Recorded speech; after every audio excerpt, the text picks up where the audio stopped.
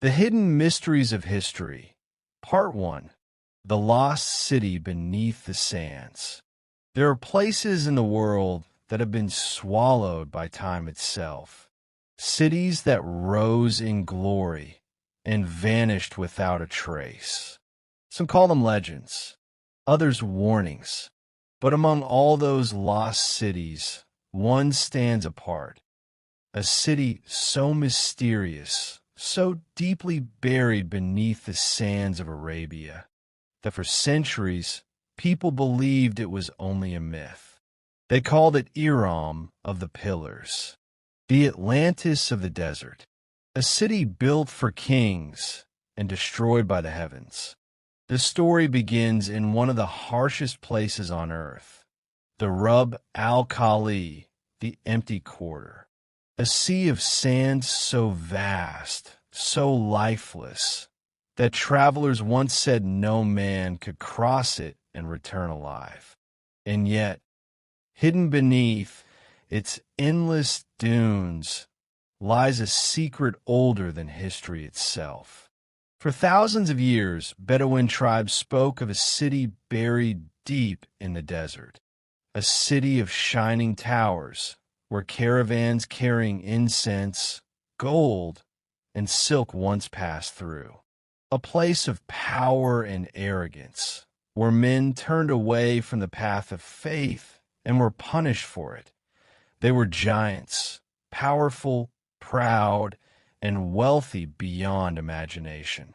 Their city, Iram, was said to be unlike any other on earth, with lofty pillars, the like of which was never built in the lands. But the people of Ad grew arrogant. They denied their prophet, and in their pride challenged even the will of God. And so, the story says, a storm unlike any seen before swept across the desert, and when it ended, the city was gone. Nothing remained, only silence and sand. For centuries, the legend of Iram remained just that, a legend. No map showed it, no ruins marked its place. It was a ghost city, spoken of only in the old Bedouin songs. But in 1992, something extraordinary happened. From the depths of space, NASA's radar satellites, designed to study the Earth's surface, detected something strange beneath the sands of Oman. Ancient caravan routes, invisible to the naked eye, converging at a single point. And at that point, the remains of collapsed walls.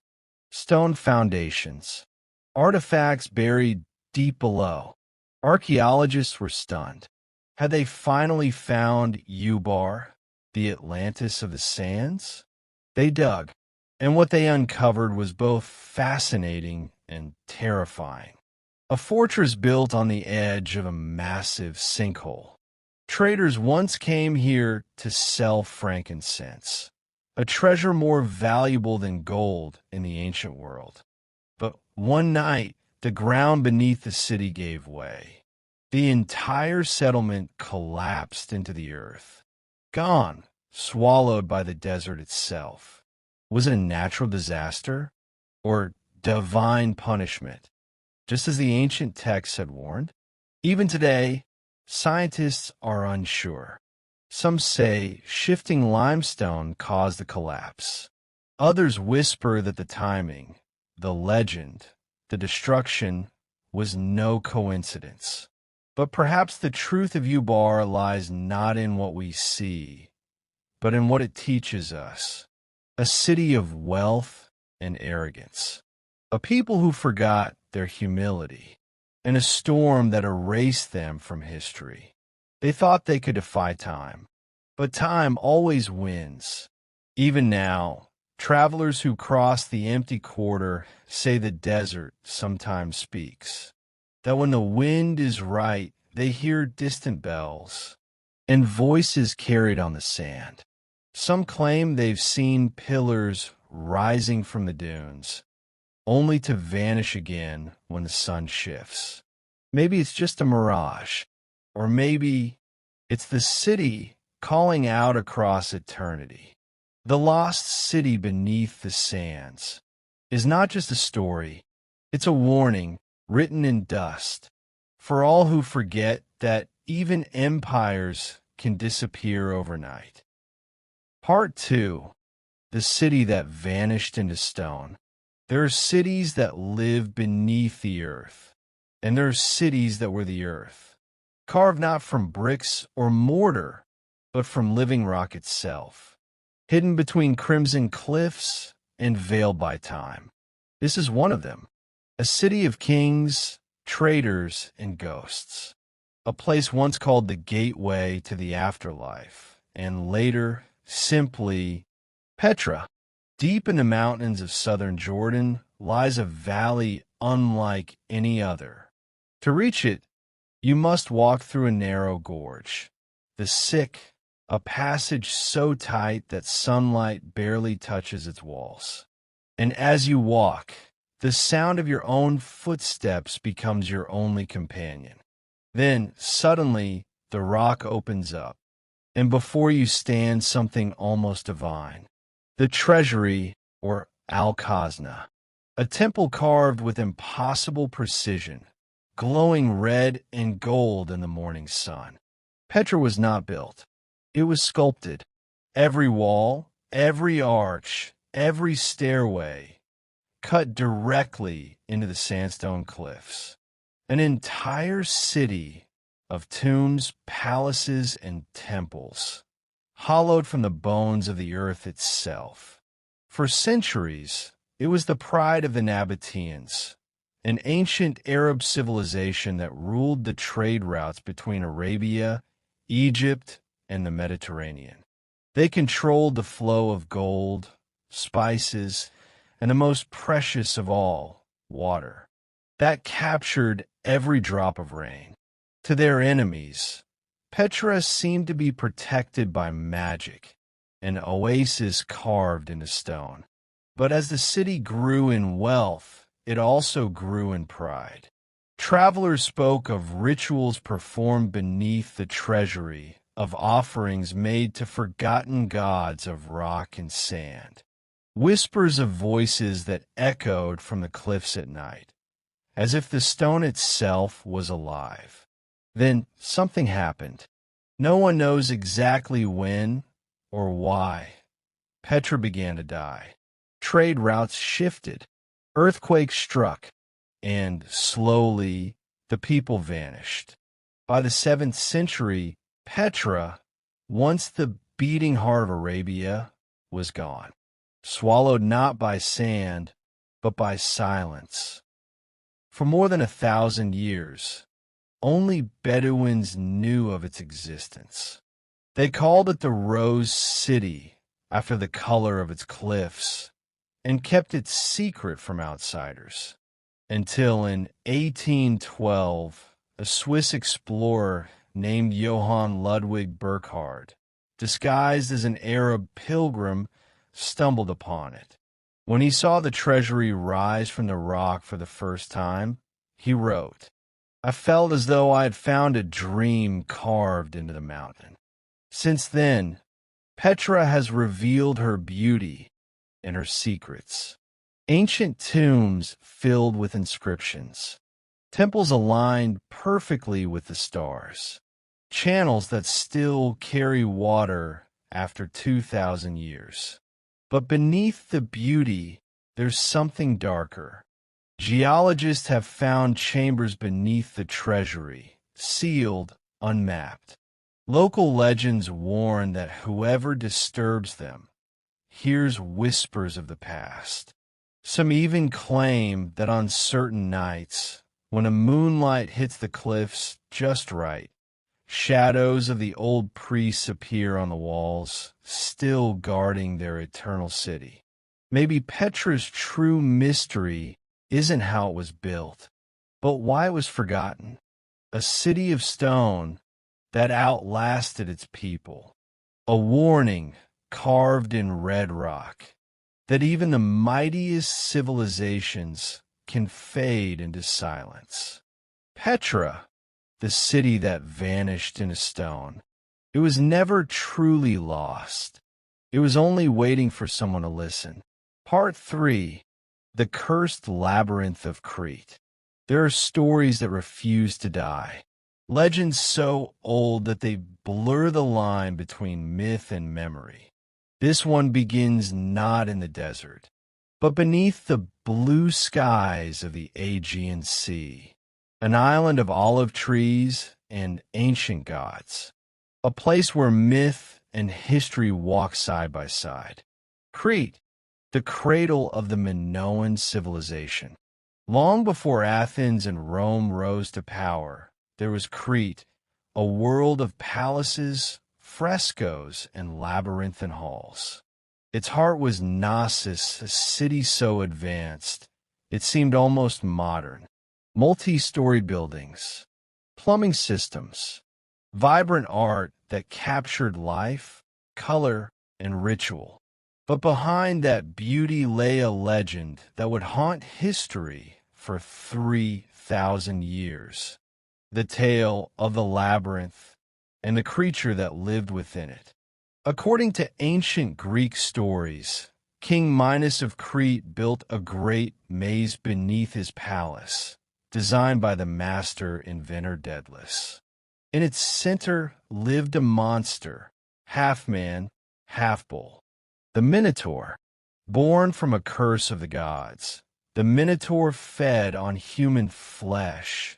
Sacrifices from the city of Athens, sent every 9 years into the twisting halls, never to return. Until one day, a hero, Theseus, entered the labyrinth and faced the beast. He emerged alive. The monster was slain. The labyrinth sealed, or so the story says. For centuries, scholars dismissed the tale as mythology, a metaphor for human fear.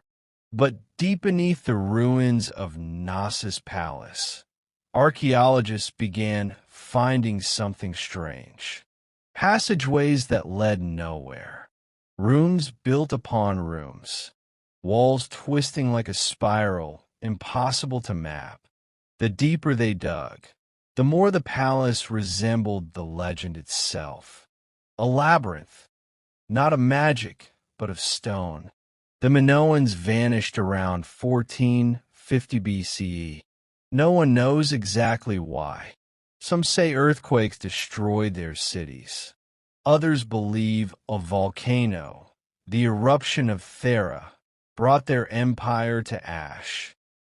But in recent years, explorers have discovered new chambers beneath the island, vast tunnels stretching for miles under Crete's limestone. Some lead to sealed doors, carved with bull symbols and strange markings that no one can fully translate. Local villagers call it the breathing cave. They say if you stay inside too long, you hear footsteps and the sound of hooves scraping the stone. A few explorers have gone missing in those tunnels. Their equipment found days later. Cameras recording only the sound of heavy breathing and a low growl. Is it myth reborn? Or the echo of a civilization that still hides its secrets beneath the earth? In 1900, Sir Arthur Evans, the British archaeologist who uncovered Knossos, believed he had found proof of the Minotaur myth.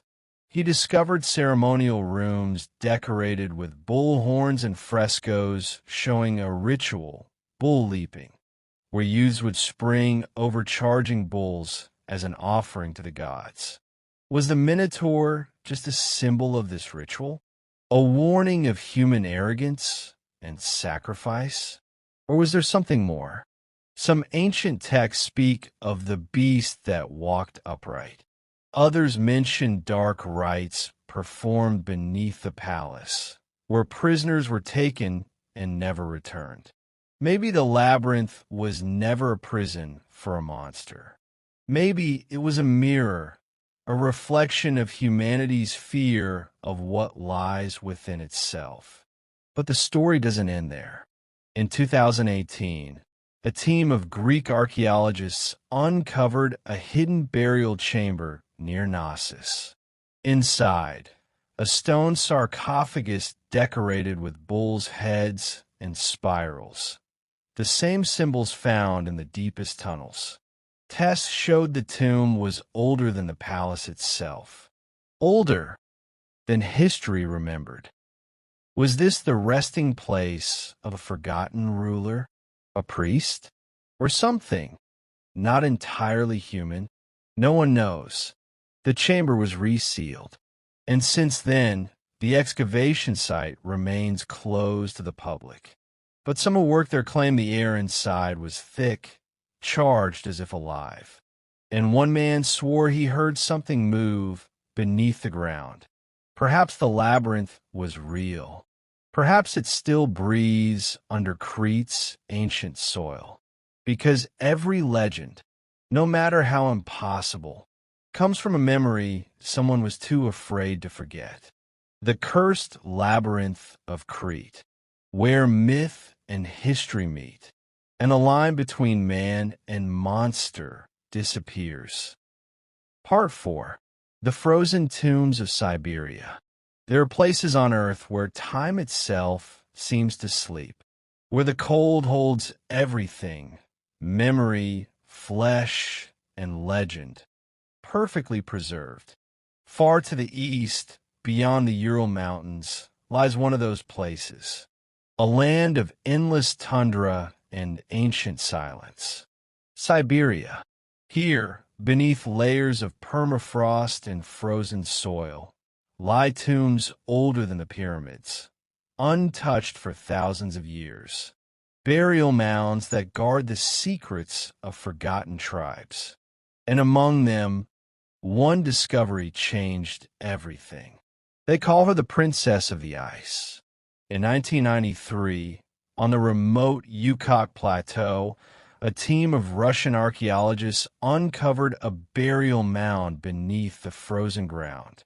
Inside, wrapped in silk and pine bark, lay the perfectly preserved body of a young woman. Her skin pale, her features delicate, her hair still golden after 25 centuries. On her arm were tattoos, swirling, intricate designs of deer and mythical beasts, each line still clear, as though inked yesterday. Beside her were 6 horses, sacrificed for her final journey, and finely carved wooden ornaments, golden jewelry, and a mirror from Persia. It was clear she had been someone of great importance. But who was she? The local Altai people had long spoken of a guardian, a woman buried in the ice who protected their lands. They called her Uchibala, the White Lady. When archaeologists removed her body from the mound, the elders warned them, "Do not disturb her. She keeps the balance between worlds." But the scientists pressed on, believing only in evidence, not in curses. Days after the excavation, a violent storm struck the region, unlike any seen in decades. Lightning hit the plateau, herds of animals fled, and soon after, an earthquake shook the Altai Mountains. To the locals, it was no coincidence. They said the princess had been awakened, and she was angry. Back in Novosibirsk, her body was studied carefully. Tests showed she was not an ordinary woman, but a priestess of the Pazara culture, a nomadic people who roamed the Siberian steppes 2,500 years ago. Her tattoos matched symbols found on shamanic drums, images meant to guide souls between the world of the living and the dead. It was as if her very skin told the story of her spiritual journey. But there was more. CT scans revealed that she had suffered from a deadly illness, possibly cancer, and may have died in her 20s. Her people, believing her sacred, buried her high in the frozen plateau to preserve her forever.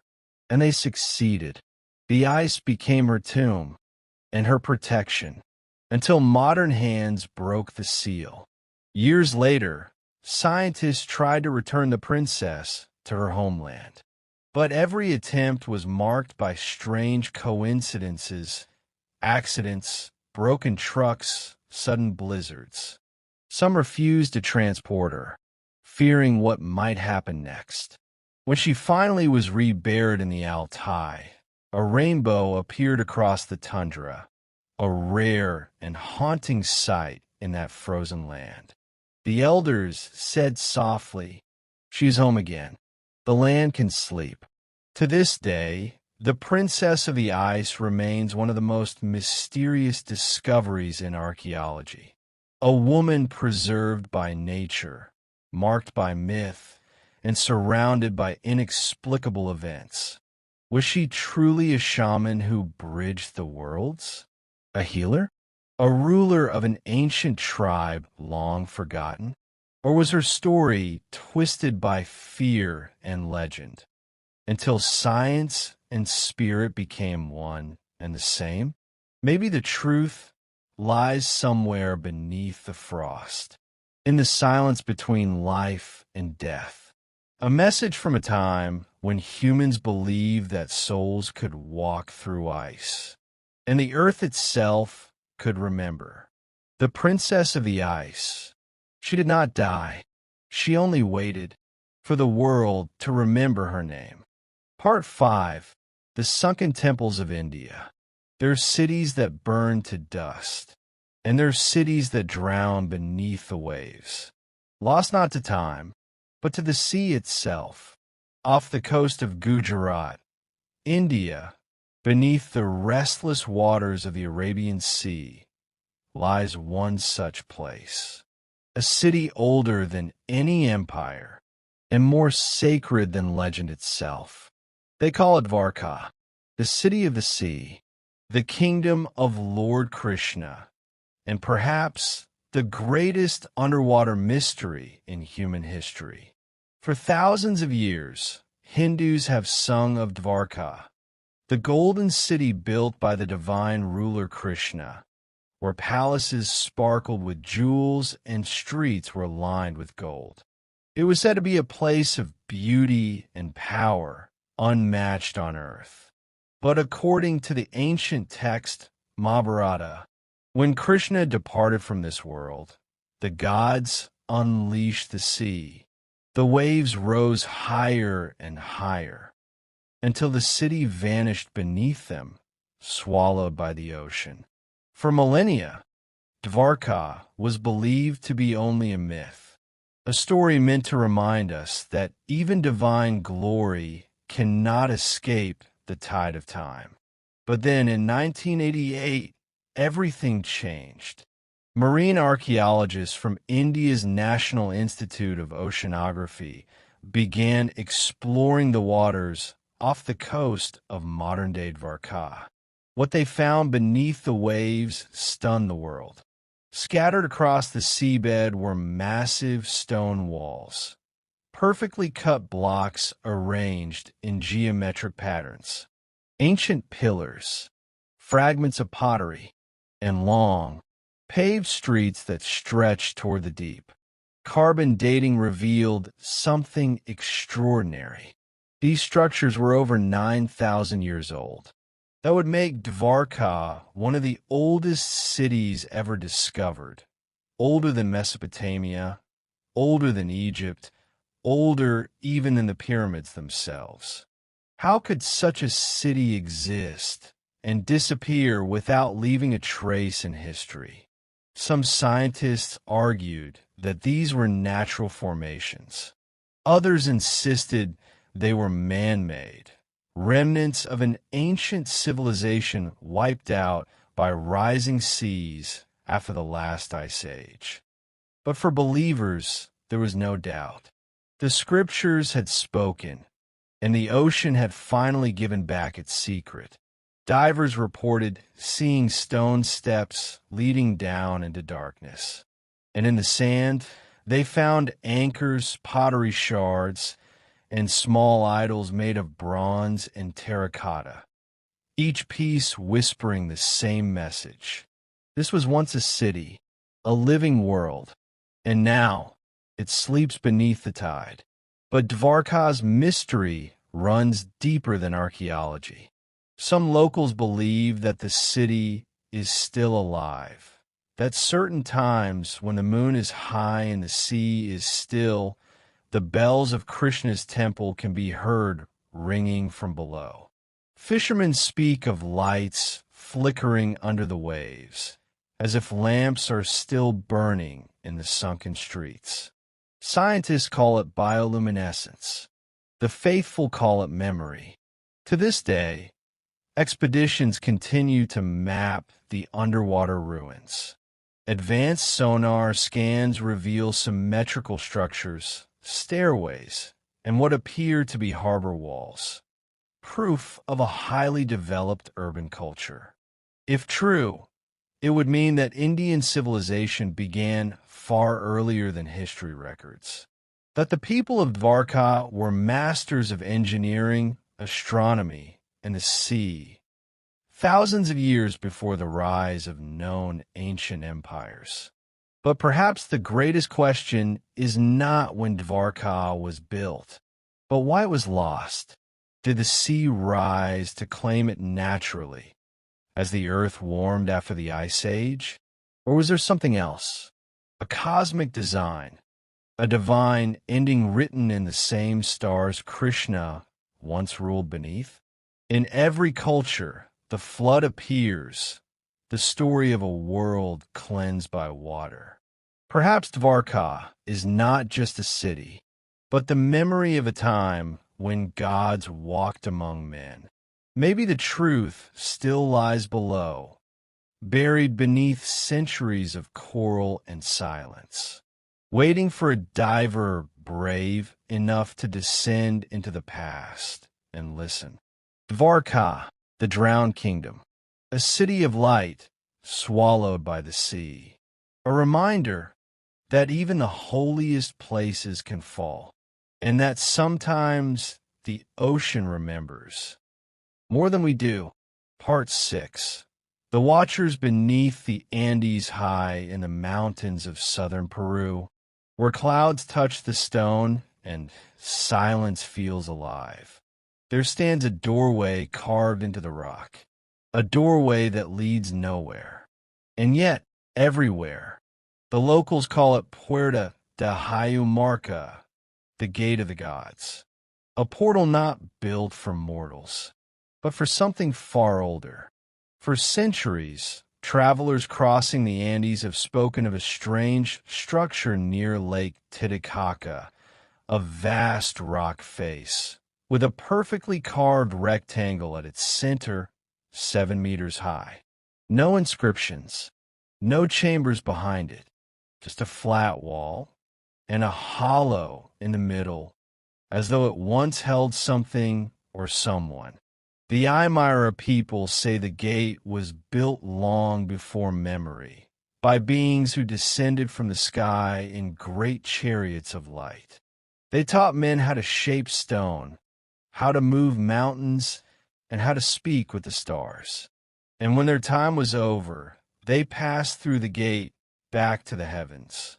One legend tells of a priest named Aramumuru, keeper of a golden disc said to contain the essence of the sun itself. When Spanish invaders swept across the land, he fled into the mountains, carrying the disc with him.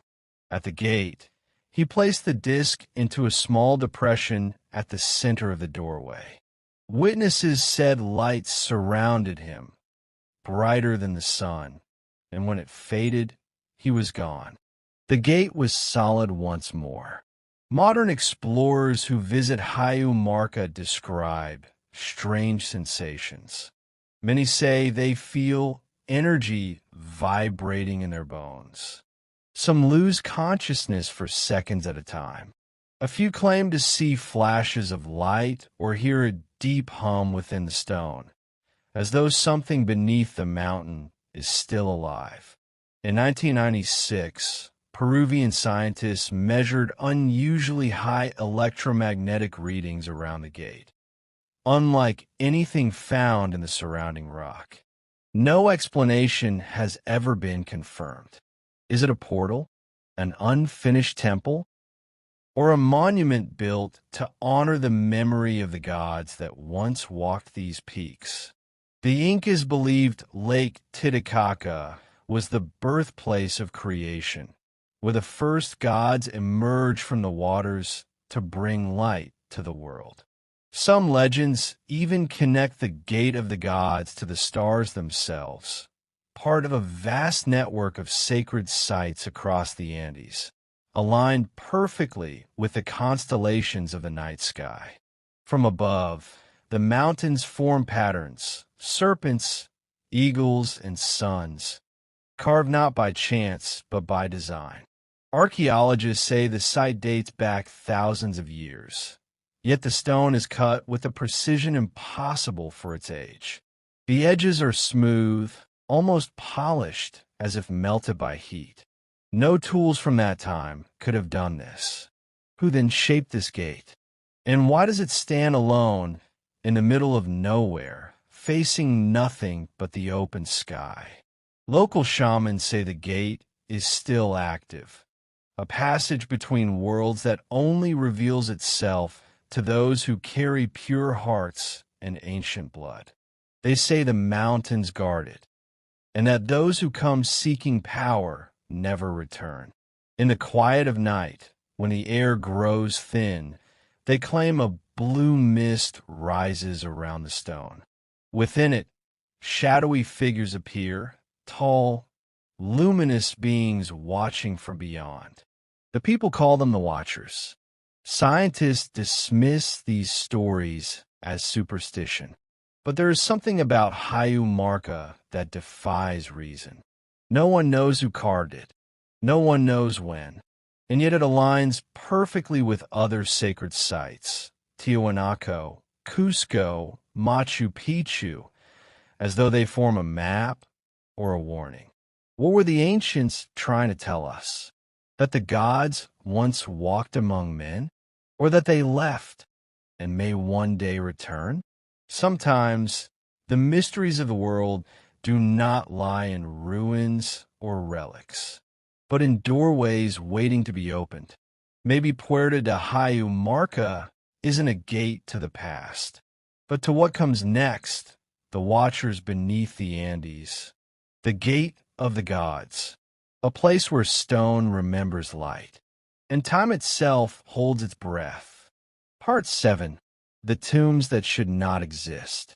Egypt, land of kings and gods, where every grain of sand hides a secret, and every tomb tells a story. For centuries, we have uncovered its monuments, its pyramids, temples, and mummies, piece by piece. Yet beneath the shifting sands of time, there are mysteries that even Egyptologists dare not explain. Among them, one site stands apart, Abydos, the city of the dead. And within its ancient walls lies something that should not exist. Abydos was one of Egypt's holiest places, the legendary burial site of Osiris, god of the underworld. Pharaohs came here not just to rest, but to be reborn, their souls united with eternity itself. But in 1999, archaeologists discovered a tomb that defied history. Hidden beneath layers of desert near the Temple of Seti I, they uncovered vast stone chambers older than any surrounding structure, carved with symbols and machinery-like shapes that no one could explain. Some called it the tomb that should not exist. At first, it seemed like any other burial site, but as teams went deeper, they found something strange. Walls covered with hieroglyphs showing objects that looked eerily modern. Flying craft, submarine shapes, and what appear to be beams of light. Scholars dismissed them as misinterpretations, but others saw something more. a glimpse into knowledge far beyond the reach of ancient man. The most mysterious find came from a sealed chamber beneath the temple, where explorers discovered a sarcophagus unlike any other. It was massive, carved from a single block of granite, perfectly smooth, with no chisel marks. Inside, they found no body, no inscriptions, only silence and the faint scent of burned resin. Carbon testing was inconclusive. The chamber's alignment matched not the stars of the pharaoh's age, but a constellation from 10,000 years earlier. Was this truly a royal tomb, or something far older, a relic from a civilization forgotten by time? Ancient texts speak of the followers of Horus, beings who ruled Egypt before the first kings, said to possess knowledge from the stars. Could the sarcophagus belong to one of them? An immortal ruler who never truly died, but simply waited beneath the earth? Even more puzzling was a wall carving found near the chamber, depicting a figure unlike any other pharaoh. His crown bore both the serpent and the sun. His eyes were inlaid with lapis and obsidian, lifelike, unblinking, and around his head, a ring of light like a halo of energy. The inscription below reads simply, "He who came from beyond and shall return in flame." The government sealed parts of the site soon after. Officially, they claimed it was for preservation, but rumors spread of strange electrical readings in the tomb, of lights that flickered even when no one was inside. Some workers refused to go near it, saying they heard whispers in the dark, voices speaking in languages no one could understand. To this day, no one knows who was buried there, or if anyone was. Some believe the sarcophagus was never meant for death, but for something else. A chamber of ascension, a vessel of energy, or even a machine. Maybe the truth of Abydos is not about gods or aliens, but about memory. The Egyptians believed that to name something was to keep it alive. Perhaps the one who lies beneath that temple wanted to be forgotten until the world was ready to remember. We look at the carvings and see myths. They looked at the stars and saw home. Maybe the tomb that should not exist is not a mystery to be solved, but a message to be understood. The immortal pharaoh of Abydos, a king without a name, a tomb without a body, a story without an end. Part 8. The Forgotten Kingdom of the Stars. Before the pyramids, before the pharaohs, before the Nile became the lifeblood of Egypt, there was another world, a land of green savannas and deep blue lakes, where nomads followed the rains and the stars ruled the night sky. This was Nabta Playa, a forgotten kingdom buried for thousands of years beneath the sands of the Sahara, a place so ancient it rewrites everything we thought we knew about civilization. Discovered only in the late 20th century, Nabta Playa lies near the modern border of Egypt and Sudan in what is now lifeless desert. But thousands of years ago, it was a vast lake surrounded by green pastures. And there, more than 7,000 years ago, long before the first pyramid was built, people raised massive stones, aligned with the stars. To modern eyes, the stones seem simple, small pillars arranged in circles. But when astronomers mapped their alignments, a startling pattern emerged. The circle matched the rising of Orion's belt and the summer solstice sun, perfectly calibrated to celestial events thousands of years in the past. It was, without question, the world's oldest known astronomical observatory. But who built it and why? Archaeologists found traces of advanced knowledge, ceremonial burials of cattle, aligned in patterns echoing later Egyptian myths of the sacred bull, Apis. There were shrines, stone carvings, and bones arranged in cosmic symmetry. These were not primitive nomads. They were sky watchers, early priests, perhaps the first to connect heaven and earth. And when the climate changed, when the rain stopped and the Sahara began to swallow their world, these people vanished, but their symbols did not. Centuries later, in the fertile valley of the Nile, a new civilization rose. They built pyramids aligned to Orion, temples facing the solstice, and gods who came from the stars. Could the builders of Nabta Playa have been the ancestors of the Egyptians, carrying their sacred knowledge across the desert? Their memory written not in books, but in stone and starlight? Some believe so. Others whisper that their knowledge came from even further away, from teachers who came from the sky. The ancient texts of Egypt speak of Zep-Tepi, the first time, when gods walked among men and taught them the secrets of civilization.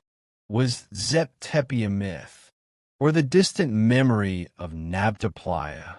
Satellite scans show that beneath the surface of the region, there may still be buried structures, geometric formations too perfect to be natural. But the sands are merciless. Every year, the wind erases more of the ancient markings.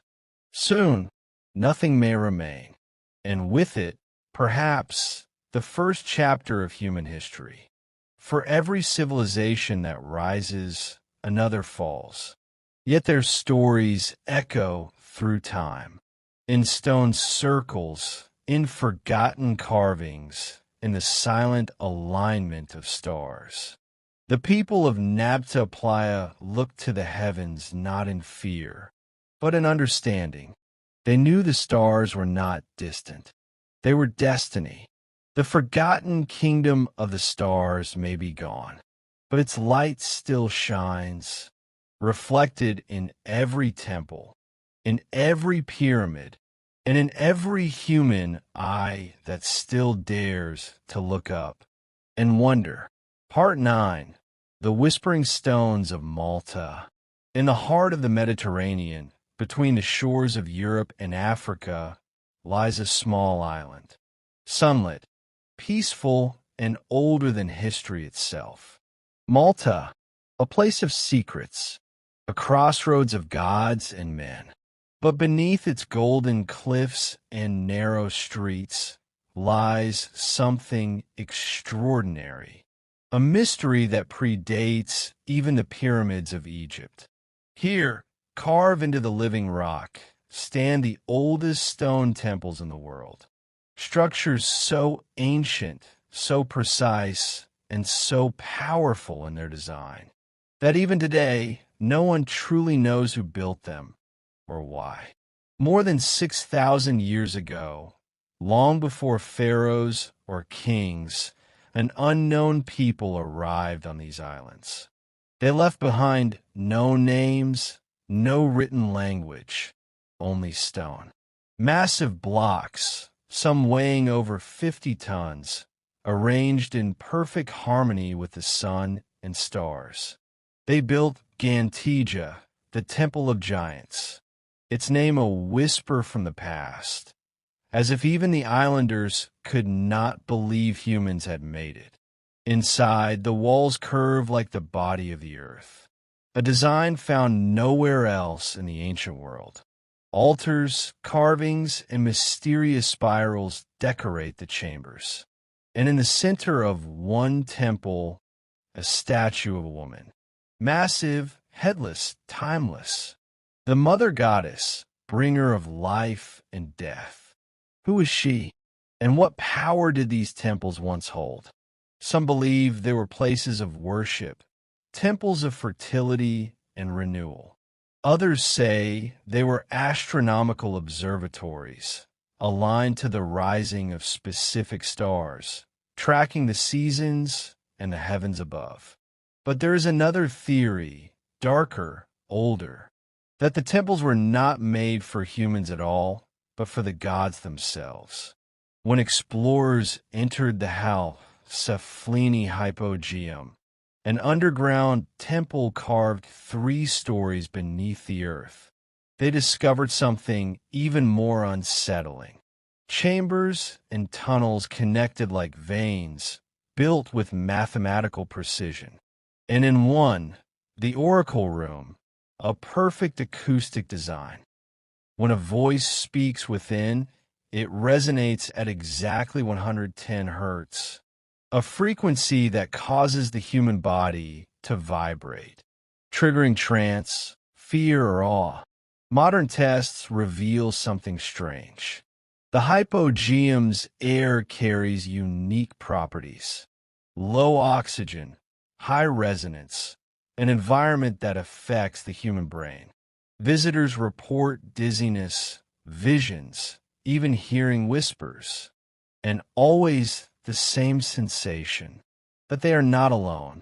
Narrator, whisper.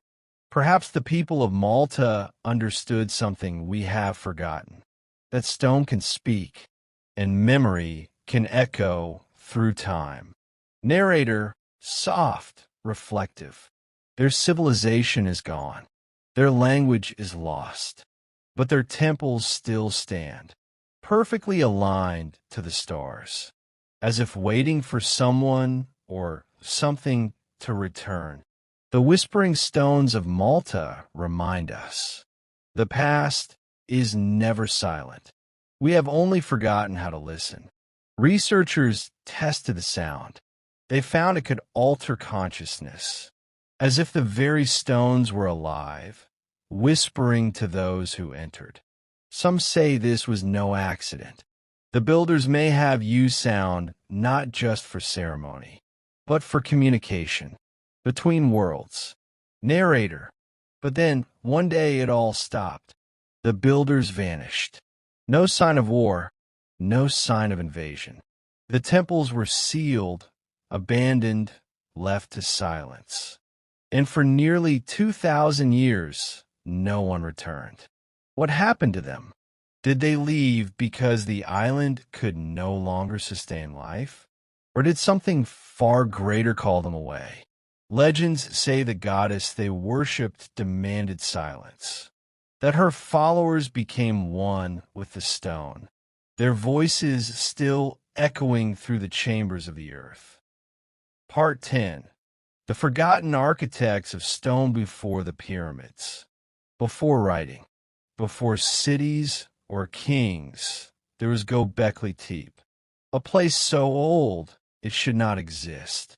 A temple complex built at the dawn of time, when humanity was still supposed to be wandering the earth as hunter-gatherers.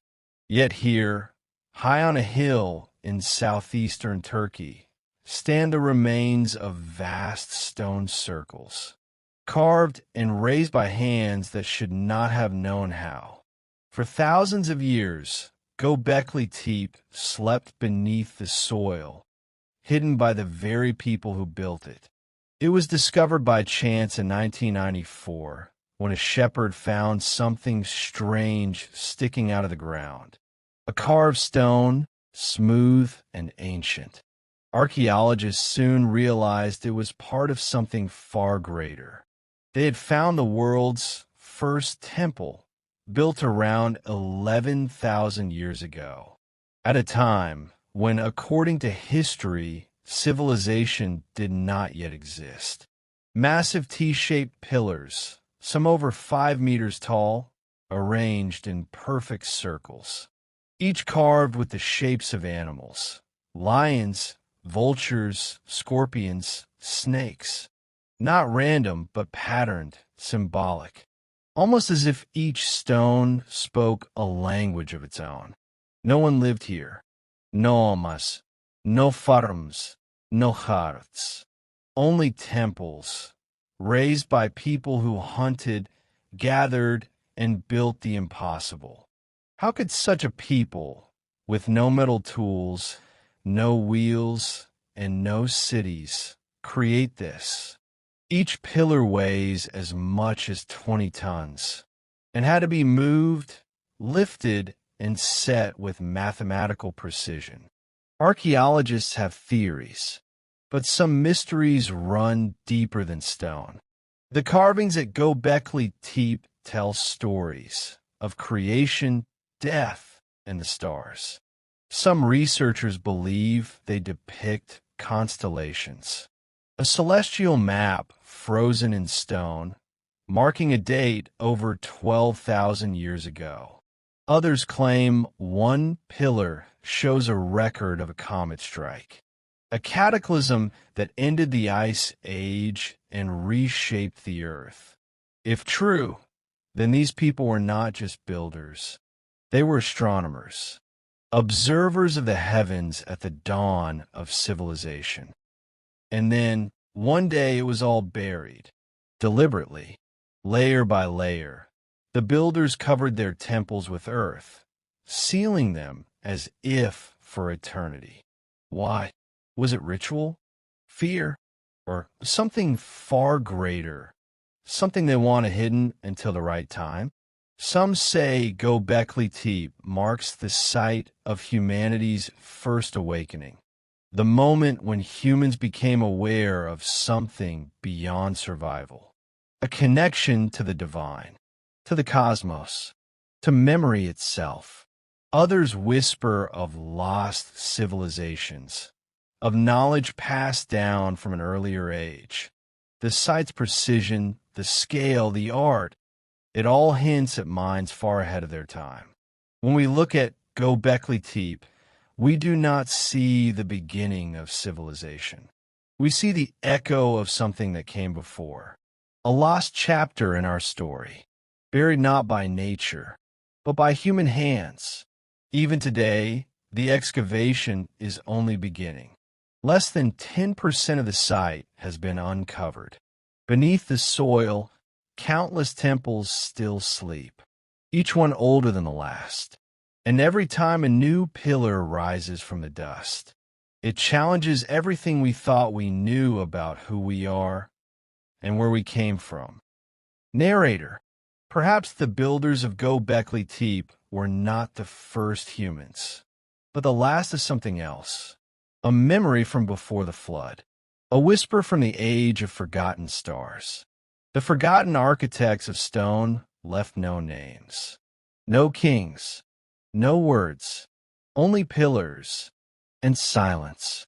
But in that silence lies the oldest truth of all, that long before we could write, we could remember. Part 11, the caves that remember the dawn, long before pyramids or temples, before the first city rose from the dust. There were shadows, and in those shadows, hands reach for light. In a quiet valley in southern France, hidden behind moss and earth, lies a doorway to the earliest memory of humankind, a place where our ancestors left their thoughts, not in words, but in color and flame.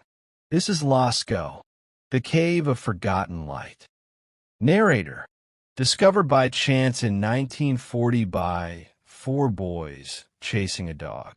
Lascaux revealed something no one expected, a cathedral of images deep beneath the earth, walls covered with running horses, leaping deer, charging bison, painted with life, grace, and motion. And then, above it all, a figure unlike any other, half man, half bird, falling. The paintings of Lascaux are over 17,000 years old, but their power feels timeless. Every curve of the wall was used like a sculptor's canvas. The flickering torchlight made the animals move. The bison charge, the horses gallop, the stags turned their heads. It was not just art. It was theater. It was ritual. It was communication. But what were they trying to say? Some believed the paintings were maps of the hunt, a way to call upon the spirits of the animals they depended on. Others see constellations, the patterns of the stars hidden in the shapes of bulls and birds, marking the first human attempt to understand the heavens. And some whisper of something deeper still, that these caves were sanctuaries of the soul, places where the living met the unseen. Deep in a hall of bulls, archaeologists found the imprint of hands, small, fragile, reaching across time. Each hand was made by blowing pigment around the fingers. Negative space, as if the artist was not painting themselves, but leaving behind the absence of being, the echo of a presence, a signature written in air. These were not primitive people. They were dreamers, thinkers, storytellers. In the flicker of firelight, they saw the world not as it was, but as it could be. Lascaux was sealed by time itself. For thousands of years, no human foot entered. When it was rediscovered, the air we breathed began to destroy it. Fungus, bacteria, and light slowly eating away at the art. To save it, the real cave was closed. A perfect replica was built nearby. And so today, the memory of the first painters lives on, in an imitation. Narrator, reflective. Yet even that is fitting, because Lascaux was never about what we could see, but what we could feel. It reminds us that art began not in glory, but in darkness, in caves lit by trembling fire, where humans first looked upon the wall and realized they could shape their dreams. The caves that remember the dawn are not just a record of history. They are a reflection of us, of the moment we learned to imagine, and in doing so, became human. We painted to remember, and the earth remembered us. Part 12, The City That Shouldn't Exist, Derinquiu, the underground world of Cappadocia. There are cities that reach for the heavens, and there are others that hide beneath the earth. Far below the rolling hills of central Turkey lies a world carved not by nature, but by human hands, a world of silence, stone, and shadow, where light rarely touches. This is Derinquiu, the city that shouldn't exist. Narrator: it was discovered by accident. A man renovating his home in 1963 knocked down a wall, only to find a hidden passage leading into darkness. When explorers entered, they found a labyrinth descending more than 18 stories deep.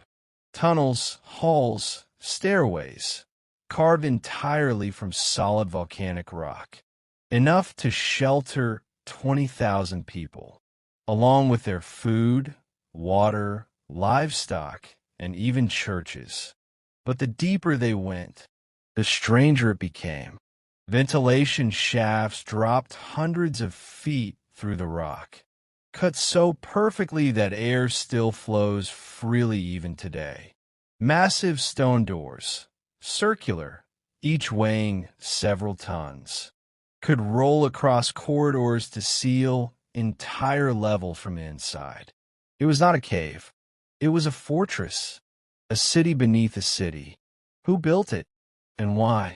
Historians once thought early Christians dug these tunnels to escape persecution. But carbon dating and architectural clues tell a different story. Derinquiu is far older, possibly built more than 3,000 years before Christ. No tools were found, no inscriptions, no signs of fire or chaos, only precision and purpose. Some say the Hittites began it. Others believe an even older civilization carved the first chambers, long before recorded history. And yet, as explorers mapped the tunnels, they found something impossible: a vast network stretching for miles, connecting multiple underground cities through narrow passageways, as if a hidden empire once existed below the surface. What could have driven an entire people underground? Was it war? Famine? The wrath of nature? Or something else? Something they were hiding from?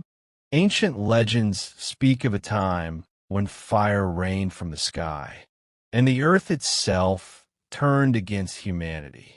Could Derinkuyu have been a refuge, a shelter from a forgotten cataclysm? The city had wells, air shafts, even schools and temples.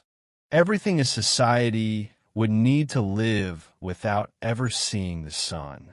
But eventually they sealed the doors and vanished. No battle, no disease, no Boethius, only empty halls echoing with silence.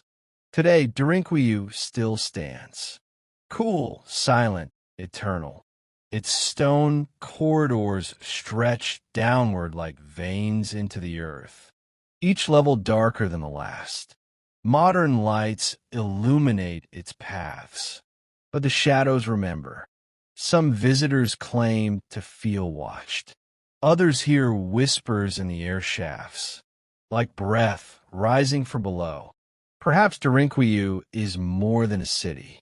Perhaps it is a message that no matter how high civilization rises, we have always known how to hide from the dark, and sometimes how to hide from ourselves. The city that shouldn't exist reminds us that even underground, humans carried hope. They built walls, carved doors, and made light in the deepest dark. Because survival is not only about living, it's about remembering. Narrator, final whisper. Derinkuyu sleeps now, but it remembers. And maybe, so should we. Part 13. The City Beneath the Waves, Yanaguni, Japan's sunken pyramid. There are places where the past sleeps beneath the sands, and others beneath the sea, far off the southern coast of Japan, where the Pacific swells crash against black volcanic cliffs. Divers once discovered something that defied explanation. A staircase descending into the deep, carved not by nature, but by hands long vanished. It was 1986. A diver named Kahachiro Aratake was exploring the waters near the island of Yanaguni, Japan's westernmost point. At first, he thought it was just a rock formation, massive, tiered, and strange. But when he swam closer, he saw right angles, terraces, walls, and steps that led down into the abyss. A city buried not under sand, but under the sea. The site measured more than 150 meters long, with sheer cliffs, plazas, and corridors that twisted like the streets of an ancient town. Divers found what looked like doorways, carvings, and even a massive platform shaped like a ziggurat, rising 25 meters from the seafloor. They called it the Yanaguni Monument.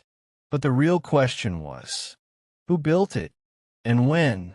Mainstream scientists argued it was natural, a geological formation caused by waves eroding layers of sandstone over thousands of years.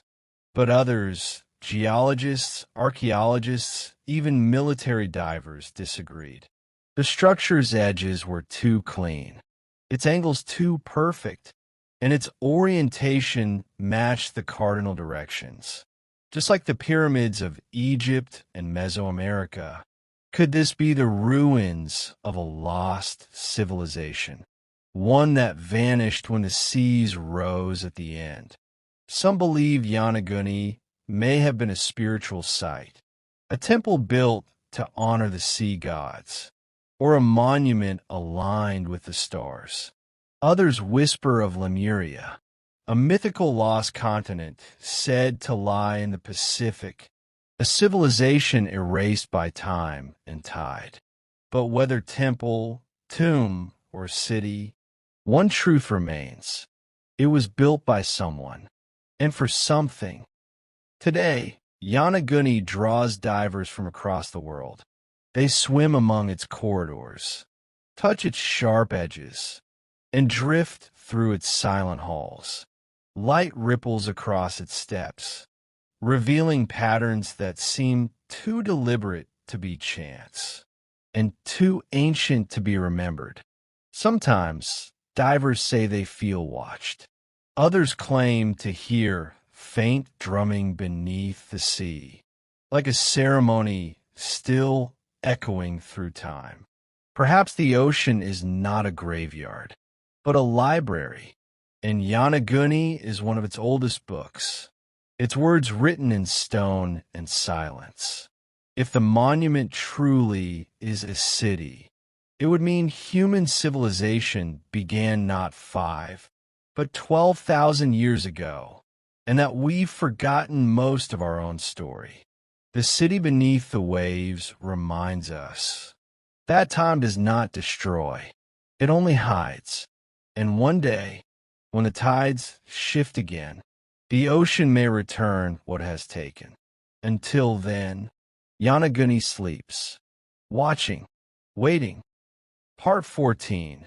The Cursed Labyrinth of Egypt, the Lost Halls of Hira, in the shadow of the pyramids. Beneath the sands of Egypt lies a secret so vast, so ancient, that even the pharaohs themselves spoke of it with awe and fear. A place of endless corridors, of chambers without number, a labyrinth built not to be escaped, but to guard something the world was never meant to see. This is the lost labyrinth of Hira. More than 2,000 years ago, travelers spoke of it in hushed tones. The Greek historian Herodotus claimed to have walked through it, a structure so immense it dwarfed every temple in Egypt. He wrote of 3,000 rooms, half above ground, half below, filled with carvings, tombs, and the secrets of ancient kings. But he also warned, those who entered the lower halls never returned. The labyrinth stood near the city of Hira, south of Cairo, by the Great Pyramid of Amenemhat III, a pharaoh of the 12th dynasty, a ruler known for both wisdom and fear. He was said to have built the labyrinth to hide something, perhaps his tomb, perhaps knowledge that could not be destroyed. But after his death, the sand swallowed a whole. Narrator. For centuries, explorers searched for it. Roman travelers described it as a wonder beyond all wonders. Even Pliny the Elder, writing in the 1st century, spoke of its endless corridors, guarded by sacred crocodiles of the Nile. But by the Middle Ages, the labyrinth was gone, buried beneath layers of flood and time. Then, in the 19th century, a British archaeologist named Flinders Pettit, he dug deep into the desert floor, and there, beneath 8 meters of stone and sand, he found something: massive foundations, walls thicker than any known temple, paved floors stretching in every direction. The labyrinth had been real, but only its bones remained. Its upper chambers had been stripped for stone centuries ago. Its lower halls, where the true secrets were said to lie, remained sealed. Petrie believed the lower labyrinth still exists, buried beneath groundwater and mud, an entire underground city lost to time. What was hidden there? Some believe the labyrinth contained the Book of Thoth, a mythical text said to hold the knowledge of the gods, how to speak to animals, control the heavens, and awaken the dead. Others claim it was a hall of records, where the priests of Atlantis preserved their wisdom after their homeland sank. Narrator: modern radar scans in the early 2000s revealed massive geometric patterns buried beneath the sands of Hira. Walls, chambers, and voids perfectly aligned with the ancient pyramid. But the Egyptian government sealed the site, declaring it unsafe for excavation. And so, the labyrinth sleeps once more. Those who visited the site say the air feels wrong, heavy charged, as if something ancient still stirs below. Locals tell stories of voices heard at night, the sound of water running through unseen passages, and lights flickering beneath the sand after sunset. Perhaps the labyrinth was more than a tomb. Perhaps it was a vault, a mechanism built to hide, not treasure, but truth.